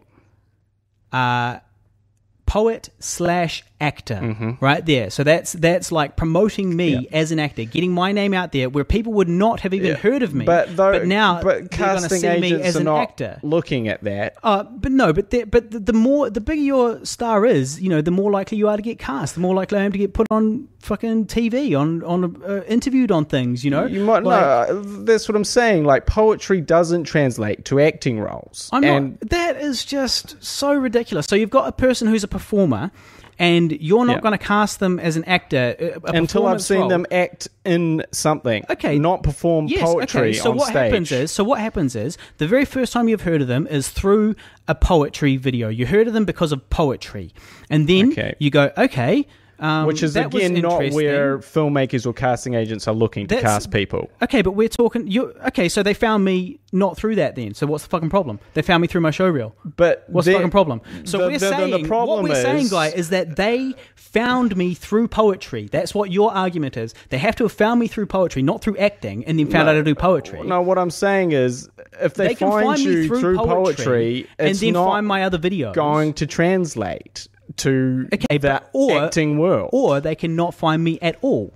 Okay, and again, so either of those two options and what you just listed is all great for poetry and you, and does not translate it is great for me. to filmmaking and me. It is great for me. It would translate to filmmaking for you if you were the one shooting these music videos. It could easily, but you're not doing that. Yeah. It can easily be this has no reason why it can't be the perfect project that we can both work on that can get millions of views online. It can be good for me, good for your friend and his career, and good for you and your career, and good for the whole Pigville brand. But you're putting up all these walls between saying poetry is so different. People that like poetry don't like movies. No, I'm saying that they're two different audiences. They don't necessarily cross over via YouTube. They don't cross over career-wise. That is all wrong. There's no two separate audiences. People that like poetry like movies. Stop that stupid argument. Secondly, the next time I bump into Harley, a guy that directed poetry videos and became an incredibly successful writer-director of normal videos, of narrative shorts and features, I'll eat my fucking hat. But it's never going to happen. It's never going to happen because every cunt is shooting fucking music videos. That's the point. There's not that many poetry videos out there. It's a much more impressive... The point is... It's a much more standout thing on a show reel. So that's why you've not met many people that are shooting poetry videos, because there's not that many poetry videos. It's because it's not oversaturated like the music video market. Because it's a different audience and people that are working towards... It's a creative video project. Yeah. Of course it's going to help any filmmaker out there. Any other filmmaker in the world would not even differentiate between a poetry video and a music video. Essentially it's the same. If you had a really slow music video, it's all it is. It wouldn't even have to be slow. You can have heaps of cuts in it if you want. It is a music video from a filmmaking perspective. It's a music video. No, because poetry videos, as I just mentioned, aren't screened on television. Music videos are. For a start, nothing is screened on television nowadays. That's not true, man. Secondly, the chances of your music video getting on TV are so minuscule. They're probably equal to the chances of you getting a poem that gets a million views on YouTube. They're probably about equal in terms of their chances. Maybe. Yeah. So that just it boggles the mind. What is the point of that? So the point is, I can do something that fits more in terms with my career. Okay, so it's moderately closer to what you want to do, but it's for some band. No, it's moderately closer from a filmmaking perspective. It's the same thing. Nobody's going to go, ooh, these two guys have got exactly the same show reels, except for one of them has a few cuts from a poetry video, and the other one has a few cuts from a music video. Well, no, we'll go with the music video. But an advertising agency or whoever is going to take this, whatever my show reel is, and go, can he do this thing which is more similar to all this stuff, which is not poems? It's such a tiny difference that you're trying to point out. It boggles the mind. It's fucking stupid. But look, we've ranted enough about it. This is a show, guy. We've ranted about it enough. Yeah. We'll have to let the listeners know. Let the listeners decide. Please weigh in, guys, with opinions here. Just let us know. It's not a simple yes/no question. Give us your opinions. What do you think? How stupid do you think Guy is? I'm just going to finish here with a quote from my poem Gravity. Right. This is a quote commented on yesterday, 2 days ago, on Gravity. Now, Gravity, I haven't been pushing it. It's just been steadily ticking over in the background. Zahir12344 commented, I've seriously watched this like 20 times, Harley. Fucking love this so much. There's an audience out there for this stuff, and they're watching our videos. That's great for your poets, Harley. It's all intertwined. It's not great for me, the filmmaker, trying to make movies and trying to make TV shows. That's so short-sighted that you can't see that me working on projects on the side that help our YouTube channel doesn't help you. Okay, there's two big points here. It boggles the mind. You see projects on the side But it's not projects on the side. It's projects just on the side projects, because I'm not producing a short fucking... Guy, it's just projects that tell you what, deny all other things. Here's the thing. Jump on the fucking computer, write the fucking series, and I'll be producing it, won't I? But at the moment, there's nothing that we're trying to produce. Well, yeah, we're trying to produce and I'm older. happily working on my things. We're trying to produce older. We're also trying to keep the YouTube channel active. Older was shot 2 years ago, and it's another year away, right? We can't be putting out videos once every 3 years. No, we can't even put Older on YouTube. But we could probably finish active. the producing of Older, for example. All the things that need to be done in a producerial capacity on that. You mean Older, the film that you acted in and wrote and was all about your life? That film there. Yeah. That I produced. That you were also... That I produced, and I had a small supporting role in. Yeah. Yeah. I actually put quite a lot of work into your project. Yeah. That was quite a lot more inclusive than a poetry video of any kind. That is just so ridiculous that you... If I was a rapper or a musician of some description... and I was gigging and doing stuff like that and also making movies with you, you wouldn't have a problem with shooting with music videos for me. Of course I'd get you to shoot them. I own half the fucking company. You know, I own half the gear. Of course you'd be shooting them. But because it's poetry, which you don't think is cool, that's what it comes down to. You don't think it's cool, so you're not interested in doing it. And if I was making music, you would be like, yeah, of course, keep the YouTube channel active, put it up there, let's keep making projects for it. You know, it's all helping Pigville. Well, not at all, though, because you're completely missing the point there. Like, I like rap, so I would like to make rap videos. And I like music videos, so I would like to tell narrative stories within music videos. And music videos get directors' jobs making and directing ads. So would a poetry video. That's such a dumb argument. Poetry videos are not what ad agencies want to see. That is such a dumb argument. If I had a choice between showing a big band a good music video or a good poetry video, a music video would be more helpful. Yeah, but I'm not suggesting that you stop making music videos. I'm saying that, you know, this is another thing that you can make on the side, and it's another project that can be done and put on our YouTube channel and put on your show reel if you directed it. Yeah. And, you know, I mean, we're not exclusively making, you know, when did we become so exclusive about what we're allowed to make? Well, that's the thing, though. Like, my whole point is pretty simple. Your whole point is fucking stupid. My whole point is that I think that it would be, like, you know, from my point of view, poetry videos are not as good to make and not really as inclusive for me if I'm just shooting your poetry videos. And that if I had a choice between you doing heaps of poetry videos or you doing poetry videos and producing properly shorts and stuff around that, I would prefer that. If you had a script that we were shooting next, I would be producing it. We don't have anything like that. I want to make a music video for my poem. Okay. What's the fucking problem? But there's not a problem. That doesn't really change my point at all.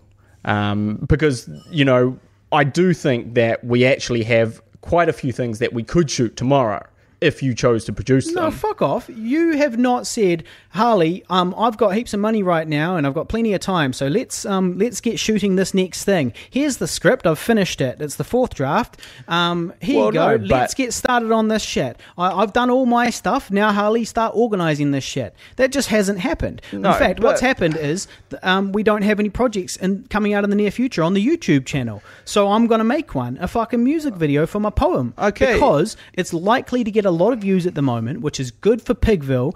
It's going to get a lot of views, I hope, because things are going well at the moment, which is good for Pigville, which is good for our YouTube channel, which is good for the trailers. It's good for everything, which is good for you. But if you said, like, it's okay, good for the next thing we upload, we have more subscribers. Some time to do a shoot, then once again, I would say, okay, well, obviously these other things that are more inclusive than your poetry video would be the things that I would prefer to do, not... Oh, you can't do your poetry video. I did not give you any shit, guy, about Talia's fucking music video. And, I mean, No Caller ID, as well, is obviously a project that you're leading the charge on there. It's something you wrote. It's part of Older. You know, yeah, but I mean, your name... And I'm not giving you any grief about that. No. I'm fucking reaching into my pocket, paying for half of it, and doing what I can to help and doing what I can to promote it. But, we're trying to become a film. It doesn't have my face in it. We are, but you are listed as a performer, it's not helping me. And I'm not a producer. I'm a guy who produces out of necessity, but I'm not looking to become a producer. That's not my career path, and it never has been. Well, that has to be our career path, both of us. Yes, and for you to say that it's and not, we've been doing doesn't that. mean and that's fine. And we've been doing that. And we've been producing things. Yeah, but that's what I'm saying. Those are the things that I'm more interested in making. That's fine. We've both got shit that we're more interested in making. Yeah, I'm not interested in making mine is Talia's music video, but I gladly gave my full support to it. And of a whole bunch of those projects, I've given my full support. Now this is Pigville, this is a cooperative, you need to give your full support to my projects as well. But especially given that my projects are proving more successful than your projects online and getting traffic and publicity for us. But then they can't. But that doesn't really work for poetry videos, because poetry videos are just you doing poetry. They got nothing to do with me. That's the big difference. What does Talia's music video have to do with me? Well, what it has to do more is that. What does it have to do? Her music video specifically is that it was produced under our production company, just like this poem will be. Yeah, but as a filmmaking production company, it's more helpful to have a music video than a poetry video. So because in your twisted logic... Well, it's not twisted. A music video... I just gave you all those examples of where a music video is going to be better than a poetry. And now you say it's my twisted logic. I just gave you literally none of them made any fucking sense. They literally made no sense. What? The advertising agencies. Yes, no, I don't buy that. That's a random statement from you that it's better to have a low budget music video from Dunedin with 500 views on it than to have a poetry video. Yeah, a well produced music video 20,000 views on it. To what they're doing than a well-produced poetry video. No. I'm sorry, it is. Yeah, no. That's what they're doing is music videos. They're not doing poetry videos. If they're hiring you as a filmmaker guy... Yeah, but if they want to see your versatility. No, they want to see you have the ability to do things they're doing. They don't want to see you do stuff that has nothing to do with them and is not the kind of thing that they do. In fact, that's why they turn you away. They go, hey, this poetry video was great. It looks really good. But you see, our interests lie over here in this other space. Doesn't want to shoot which is what you normally want to do. Based on the fact that a hypothetical company in the future that exclusively makes music videos might look at a show reel and say, that poetry video puts me off. Not what puts me off is just like, okay, we've seen this great music video from some guy, and we've seen this great poetry video from you. We do stuff that is far more related to music videos. We produce music videos, for example. We don't produce poetry videos. We produce ads and we produce, online stuff. That's what we do. So the thing you've shown us has a lot less to do with us than what this guy is. If you shot my poetry video, in your mind, that would be less helpful than a music video. That's just common sense, Harley. It's fucking stupid. It's next level fucking dumb. It's it's stubborn. You're just building a big wall between these two things in your mind. No, I'm not building a wall. I'm saying the same thing. No, if they want to see what a filmmaker you are and what skills you have as a filmmaker, those two things are going to be displayed in both forms. Yes, they are, but one is going to be displayed more accurately for what they are interested in. That's fine. That's fine. Yes. So a music that video makes sense. is ever so slightly better for your career. Good for you. Well, not even just ever so slightly. I mean, just in terms of a career, what I want to do in my career. Okay, well, it's lucky because so what you're saying is I need to get back behind the scenes producing shit that's good for your career. So I'll be producing the next fucking Talia music video over my shit because it's guy only wants me to work on shit that's good for his career directly. It can't be just good for me or good for me and Pigville. It's got to be good for Guy Pigden. No, what I'm saying is not at all. I'm saying that those types of projects are far more inclusive and far more interesting for me to do. Your poetry is you doing you. That's cool. No, Guy, you doing a music video is you doing you. That's nothing. well, I'm not in it. It's not helping my goals and aspirations in any way, except for that it helps the Pigville channel, which I love, which is why I'm so also, behind it. If my cachet and my stock as a film director rises, that is good for you. If your stock and cachet as a poet rises, that is not good for me. It is good for you. Not as a poet, Harley. How can you say that? If people Because that's not what production companies are going to be paying me money for. That's not what they want investing in, Harley. People aren't going to be production companies aren't going to be paying me to produce music videos either, mate. What the fuck? How does that fucking help me? But what I'm saying that as a director, and so if I get 30 million views like Prince EA or one of these other people, but you've got to that is going to lead to people hearing about you. You cannot deny that it helps you. If my stock rises as a poet, it helps you directly because I promote. It doesn't. Pigville. It helps me indirectly. It promotes you. It helps you directly because what do? I promote I Survived a Zombie Holocaust. That's what's my biggest claim to fame? Your fucking movie. But overall, your poetry helps you. Is you doing you? That is bullshit. And my filmmaking. That is bullshit. Is more inclusive. That is bullshit. Well, it's not bullshit, Harley, because it's you. It's you Your performing. music video with Talia helps me less or the same as me making a poetry video. But the difference is I paid for half of that music video when you ain't doing shit for the poetry stuff. But the difference is doing more, which is actively getting more eyeballs on it, more subscribers. It's definitely doing less for you as a poet, Harley. As an actor, you ball bag. Yeah, okay. So as an actor, as a fucking filmmaker. So clearly, as a filmmaker, right? Okay, let me explain. Yes, as a filmmaker, Pigville, just like the fucking poem. Yeah, but the poem is not as good to prove that we're good filmmakers as making a music video is for future stuff. I didn't make the music video. I was not even in Dunedin. You filmed it in Dunedin. I was in Auckland. One half of Pigville Productions, your poetry does not improve my filmmaking. Your poetry improves your standard as a poetry maker. Okay? Whereas that music video, it helps Pigville Productions say, hey, we make music videos. See, this one, it's great. We can do that for you.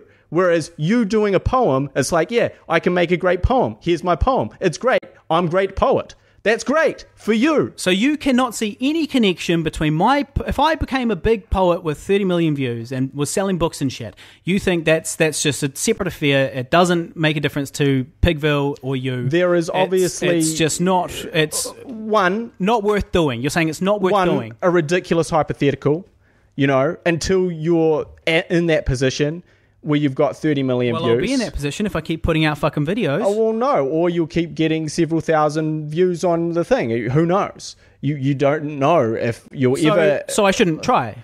I shouldn't aim for that. You're saying I shouldn't aim for getting 30 million views because realistically I'm probably just going to get a couple I think thousand. You should aim for making an award-winning short film over getting 30 million views on a poetry video. Where's the fucking script, guy? Write the script. Give it to me. Set aside some dates. Let's make this happen, man. Give me that short film script, homie. We'll make it happen. You and me, we'll produce it. We'll set a date. We'll get it going. Right, but again, where is that guy? There's like I said, there's quite a lot of things that we could shoot. Okay. If you wanted to. Okay, yeah, mate. I'll tell you what I want to do. I want to shoot the sitcom. I want to shoot a 6-episode sitcom. I think it's going to be an awesome project, and I think we're going to do a great job. Okay, well, the way to do that quicker would be for you to finish all your producing duties that you haven't on older, so that's all in place. So when we have that cut ready to go to festivals, we can sell it immediately because it has its limited liability insurance. So the first thing to do would be to wrap up all the loose ends on older. That would be the most effective thing and going forward in that respect, in the sitcom respect. Okay, so there's nothing I can do right now, though, as far as making the next project. So what I'm doing to keep the YouTube channel active... just in terms of your time... So what I'm doing to keep the YouTube channel active, because we can't put shit out once every 3 years on YouTube, so I'm going to work on the next project for YouTube. Okay, well then if it's the next project for YouTube, I'd say one of those bunch of skits that I wrote that we're both in... You and I don't really want to make any more dick and fart skits. I don't mind making them, but it's, like, no, Not Wanking got like a few thousand views. It's all right. It's not amazing. Like, you said yourself, it's time we made something a bit more mature. Right. It can still be funny, but it's got to be a bit more mature. And so that's where the sitcom idea came from, is like, yes, let's shoot this grown-up drama comedy. Yeah, on a bigger scale, but I'm not... So you're saying I could be producing these skits which are going to get probably fuck all views and do very little for our careers, both of our careers, or I could shoot something which is going to be successful and popular, probably. Well, relatively speaking, and as a poet, yeah. But no, as a filmmaker, as Pigville, as Harley Neville, one half of Pigville Productions, making a poem. It's yes, but that's we're my not star trying rising. to be. Harley Neville, his star is rising. Yeah. Harley Neville, what's he famous for? I survived a zombie holocaust. Google me, and I survived a zombie holocaust is one of the first things you find.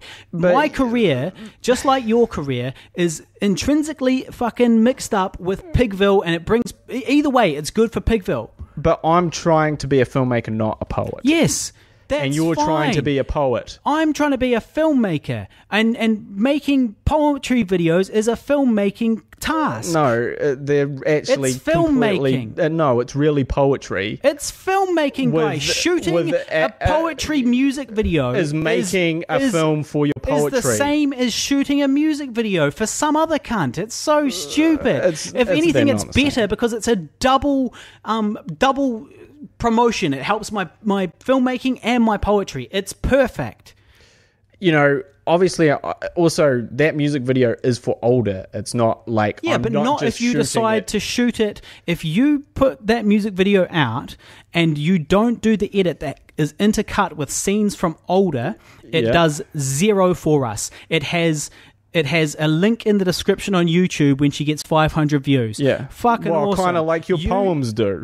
My poems have thousands of views, but kind of exactly the same as your poems. No, my poems have thousands of views on our YouTube channel, monetized views. It increases this subscribers. Is going to be on our YouTube. It increases subscribers. Yeah, but it's not. I don't think it's going to get that many views. Okay, and if it's then it's also like extreme arrogance, Harley, to say that you're a better poet than this musician, and you think that you're going to do better. I'm saying and that more people are going to be interested in your poems than more interested in this musician. Guy, you're wasting our time. Because that's not what I'm saying. You know it. Well, I'm saying, it is kind of. No, it's not. It's saying I'm saying that I have a track record of these poems getting thousands of views. There are, meanwhile, our music videos have fuck all views. Meanwhile, I'm not saying she's bad, but there are so many countless music videos out there that it's probably safe to assume it's not going to get that many views. I'm already doing poetry stuff that's already getting views, so it's a continuation. The wave is there. I guess if we wanted to get views and subscribers, if we want to get views and subscribers, and if we wanted to specialize in poetry, which I don't, that's not specializing in poetry. It's still filmmaking, and it's still good for you. Whatever's good for you, whatever's good for me, is good for you. How can you not see that? That's so stunningly fucking. It's pretty straightforward, man. If I just singularly wrote a script, yes, and I sold that script, yes, and that was it. That was the end of it. I didn't direct it. I didn't do anything. That's just good for me. I just wrote a script. It's not good for you. Okay, right? but no. These are what your poems are. Now. Okay, for a start, that makes zero sense because if you shot a poetry video, it's showing your skill. Secondly, it's going on our YouTube channel. Your script and you getting paid has nothing to do with Pigville Productions and our YouTube channel. I mean, it boggles the mind you're even trying to make that argument. It's weird. And then on top of that, it would still be good for me, Guy, if you sold your script for $50,000. No, because and life was going well for you, and you can make more time to concentrate on filmmaking and stuff. That's still good for me because our fates are intertwined. It's not rocket science, man. It's not real. Like, it doesn't really run over. I'm now seen as some guy that's good at writing. But you've got people want me to write more stuff for them, which has nothing to do with Pigville. And you can make money doing what you love while improving your craft, not having to work 50 hours a week at some other job, and means you have more time to work on your own personal projects as well as the ones you're making for other people. I want you to get a job writing scripts for people if that's what you want, because if you can get paid for it and have more time and money and be working on your craft, that's good for me. That directly benefits me. Yeah, but I wouldn't have more time. I just have more money. Now we get into hypothetical. I wouldn't have more time. Well, if you it's sold a very- script for $50,000 and it didn't take This you a whole- year, and it didn't take a year for you to write it, well, that's pretty good. But this whole conversation has been about, like, what about when I get 30 million views, and it's so important to get try. It's important to try, guy. Yeah, but it would be like, that's the thing, is like the truth of the matter is, you could invest that time in doing making a short film that'll help your career, which you haven't written.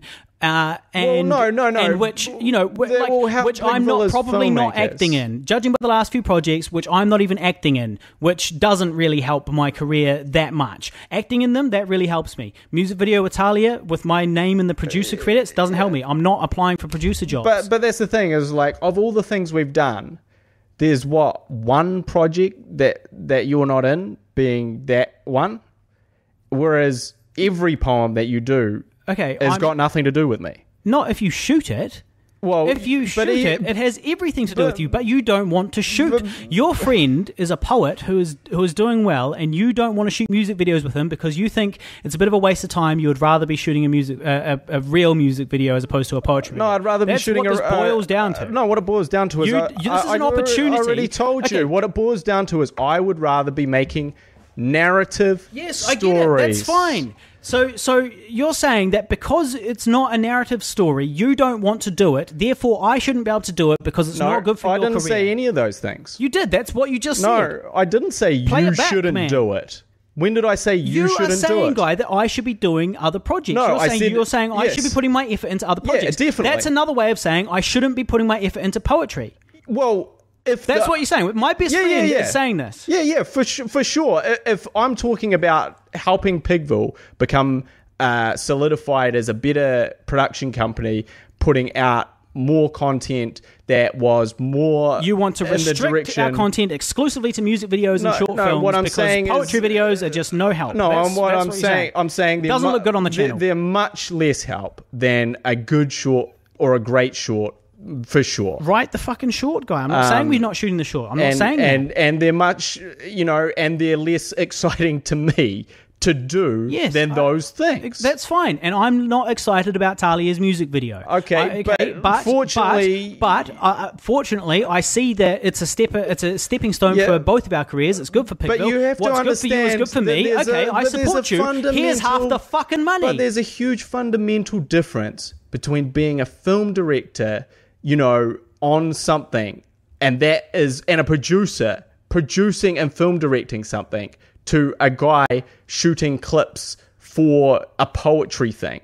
That is not the same. Don't say a guy shooting clips for a poetry thing. Say directing a poetry video. Yes. It's all the same. That is not where I want to go in my career. And that's fine. You don't that's have not to. Where most filmmakers want to go. Yeah, that's fine. You don't have to. I'm just saying I don't have to sit here and only produce things that are good for your career, Guy. Even though this shit is good for your career. Well, no, I think that's where we disagree fundamentally. Yes, but it doesn't matter if we disagree, Guy. One of us is right and one of us is wrong. And if you look at the Pigville channel, you can see the fucking views coming in, the subscribers coming in. It's all there, man. Yeah. Look at the analytics. And these are all people who have now seen our channel, subscribed, seen our other content, seen the trailers for our films, added me on Facebook, found out who you are, seen all the shit I've been posting. Like, this is all good for you. Yes. No. What do you mean maybe? There's definitely people. There's nearly 3,000 people on my Facebook now. I'm not adding them. Yeah. They're adding me. For sure. But how many people did you have before you started doing poetry? 2,000? Over 2,000? I'm not sure. 2.5? I'm not sure really about 5 years ago, Guy. I'm not that's sure. What I'm saying. Like, so who knows why they're doing what they're doing, but... No, but I know, because I can look at the analytics and I can see why they subscribed.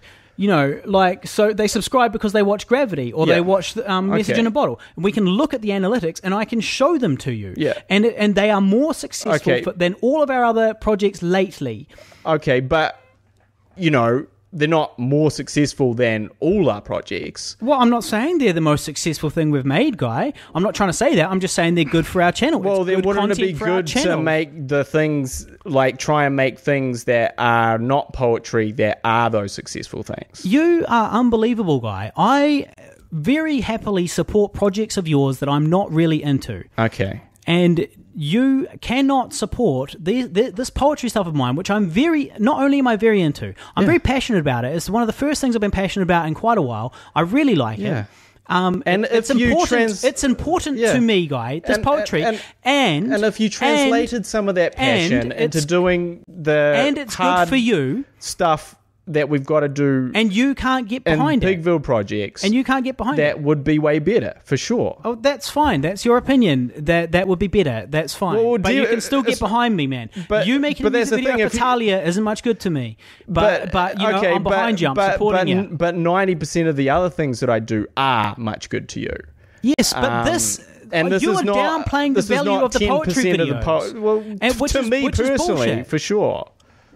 Which is bullshit. To me personally. So, anyway. No one has come to me, Harley, and gone, hey, I really loved Harley's poetry videos, and it's made me fall in love with your work, Guy. But who says that? Or Pigville. Well, no one, because no one does Who says that? Of the 100,000 views a month we're getting, how many fucking people of those 100,000 do you talk to? Well, but that's what I'm saying is like... That's ridiculous. Nobody said it to me. How many people do you talk to in a day? You go to work, you talk to about 3 people a day, man. You're a fucking hermit. Who would be coming up to you and saying, hey, I found Harley's poetry and then found I Survived a Zombie Holocaust, and I just wanted to say, well done, Mr. Pigden. No, who I talked to was other filmmakers. That's who I talked to, and no one's talking about, that's how they found Pigville, or that's what, Well, what are they saying? How are they saying they found Pigville? I Survived a Zombie Holocaust, through right? the zombie film, or through... Yeah, the $250,000 feature film we released has definitely had more eyes on it than my poetry videos. Yeah. There's no denying that. But, I mean, like I said, they're two very different things. And they're not. And it's fucking ridiculous. It's just like pro wrestling, man. You don't like pro wrestling, that's cool. I'm not going to shove it down your throat. You want to make a feature film about pro wrestling. And I said, yes, fucking A. And you said, we'll have to go and learn some wrestling and do wrestling stuff. And I was like, yes, fucking A. And I'm not interested in wrestling, but I'm 100% on board. But you're 100% interested in acting. Yes. And you're 100% interested in playing characters. And that's you're what that is. 100% interested in directing. So come and direct the fucking poetry video. Yeah, but there's the thing is, like, I'm not 100% interested in directing every single thing that's out there to direct. I'm 100% interested in directing things that are proportionate to And you're not interested in shooting poetry videos for me. To the amount of effort and time that they're going to take me. And you're not interested in shooting music videos for me, is the conclusion. And the conclusion is, if I had a choice... You wouldn't do it. I would choose something. You would choose something else for sure. Yeah. Okay.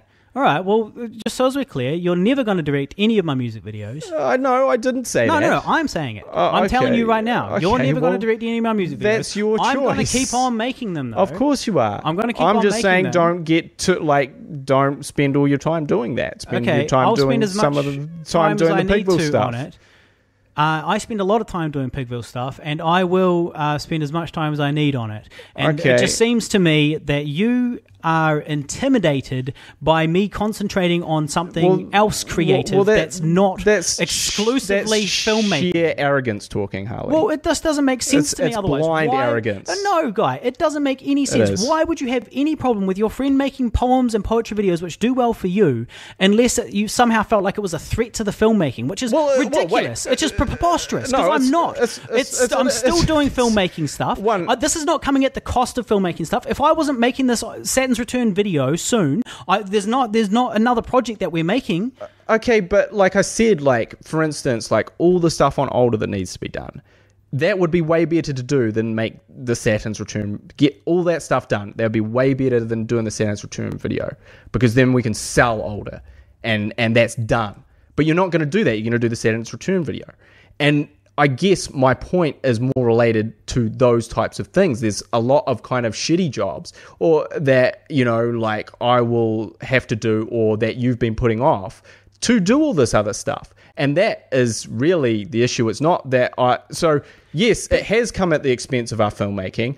That is not great. If I didn't think it had any influence on it at all, I would not be at all phased. But you do understand that I'm producing Older, not because I'm a producer who has aspirations of becoming a producer. I'm producing Older to facilitate you, to support you and this story that you wanted to tell about your life. Yeah. So I'm helping, I'm facilitating you as best I can, but it's not really good for my career. Like the fact that I'm in a few scenes is good for my career. That's good for my show reel. It's if your star rises, it's good for me. Well, no, but me personally, I don't gain anything from producing this because my goal is not to produce stuff. That's not what I'm interested in. But again, it does benefit you because obviously... It benefits me in the same way that my poetry benefits you. Well, no, much more, because you're much more likely to make money off Older. I own fuck all of Older. Well, that's not true. And you own a considerable percentage of Older, and if Older makes money, then you make money. Okay. In a much more guaranteed way. Well, you own 50% of the Pigville YouTube channel, and if my poetry videos make money, you make money. Yeah, but that's, not on the same scale. It is on the same scale. If it has 30 million views, that's a lot of money. Okay, but we're not... And if we finish this movie, and if it's good, and if we get a sales deal, and if we get a distributor, and if we sell it out there and make a whole bunch of money, well, that's the same thing, Harley. But all those ifs are just the same as if you get 30 million views on YouTube. Exactly. And so we've got to try multiple angles. But there's much less likelihood it's a multi-prong attack that you'll get 30 million views. There's much less of a chance of you getting 30 million views than us selling Older. There's a good chance of that. We've already done it once. We can do it again. Okay, maybe, deep in speculation here, potentially, potentially it's going to be easier to sell it. But if you've already done something once... assuming... No, the product still needs to be awesome to get all these deals, right? And but if you've already made a feature film, then there is a good chance that you'll sell it, that you can make another one. Yeah, and that's fine. But I feel like my poetry's going well. There's a good chance it's going to do well. One of these videos is going to take off. I really believe that. I really believe that, and it's already happening. I can see the momentum building. I've been featured on websites. I've got T-shirts coming out, which I paid nothing for. Zero investment from me. Somebody else saw my shit and said, I need to get this guy's T-shirts now before he blows up. I'm doing this TED thing, to a sold-out audience. Shit's going well. There's no reason to believe that one of these videos might not take off. And so I have to have the utmost confidence that they will. And when it does happen, it's going to be good, really good for the Pigville YouTube channel, which is going to be good for the trailer, which is going to be good for sales of I Survived a Zombie Holocaust, it just all has a massive trickle-on effect. But it's not going to be good if we haven't done any of that other stuff, because that's all you do now. But it's not all I do now. Well, it's ridiculous. The last one I shot was the Gravity music video several months ago. Okay. But, like I said, man, you've said all this stuff. The only thing that I've said is that I would prefer doing more narrative stuff. Yes, but you've got to say, cut the shit. Don't say I would prefer to do more narrative stuff. Because that doesn't just mean I'd prefer to do narrative stuff. That means I don't want to do your stuff, Harley, because I would prefer to do something narrative or a music video for a random person from Dunedin. Or music videos as opposed to poetry, because I have less interest in poetry and more interest in being a music video director. The conclusion, though, is that you're not really interested in making a poetry video. Well, Harley, just despite the fact I haven't asked you to make a poetry video. But just to break down to people live as music video directors, right? They make a living as them. Okay. Good for you if you can do it. Okay. I'm not denying, that you think that having a music video is better for you. Yeah, that's fine. I'm not saying that people. But poetry videos, there's no one making a living as a poetry video director. No, because they don't call themselves that. They call themselves directors, and they shoot all sorts of shit. And they make a fucking living out of it. But they're not in the same way that you can just make a living doing that. You can't make a living as a poetry But you would never try director. to be an exclusively poet. I only direct poetry. Well, that's fucking ridiculous. But I only direct music videos. That's fucking dumb too. Well, I only direct films. It's not that dumb. People do all that. I only direct TV. People do all that stuff. Yeah, but you don't want to do that. I want to direct TV, film, and music videos. Okay, so anyway, the conclusion though is that you don't want to shoot poetry videos for me because you would rather work on something else. And on top of that, you're sick of poetry as a thing that we're putting on the YouTube channel, and you don't think I should be making those things because you think I should be making stories that help your career more. Because they're more inclusive. That are more inclusive, yeah. Because they're more inclusive. Because you don't think that the poetry videos help your career enough. I don't think that the poetry videos help anyone but you. Right. Okay. So that's where the point of difference is. I see it as it helps Pigville, and which it helps me, which helps you. You see it as it only helps me, and all of that stuff, all those subscribers and views makes no difference to you, and all of the me, if I became a household name in New Zealand through anything except for filmmaking, that's not really good for you. That's it basically. So right. For sure. And I also think that so listeners, because we do need to pull this to an end. It's literally the longest one. I've been fighting for an hour. Well, I don't think we're going to use this realistically. Yes, we are. Let the listeners decide. What is the point? Well, don't tell me, motherfucker, that I've sat here for an hour arguing about something and you're not going to put it online. This is going online. What is the point in putting up an argument of over an hour? People don't want to hear that. Okay, they'll tune out. But we know that people will tune out. So why put it online? Oh, so we just don't... That is ridiculous. We don't release the podcast this week. Well, I think that we trim it before the argument. Sure. No, Guy. You started this fight. I'm not chickening out, man. I think you got to put this up. And the listeners can decide for themselves who was right and who was wrong here. Does my poetry help Pigville or not? Should I be concentrating more exclusively on award-winning short films and things like that that I'm not as interested in, but Guy is a lot more interested in? Those are the two questions. Yeah, I mean, but we can't put this out, Harley. We're putting it out, man. Time. I'm not sitting here arguing with you for a fucking hour for you to not put it out. This is the podcast. This is a filmmaking podcast.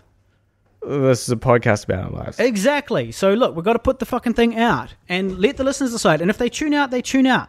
Fuck them. All right. Well, there you go. Goodbye. You've been listening to the Guy and Harley podcast, proudly brought to you by Pigville Productions. Laugh it up, fuzzball.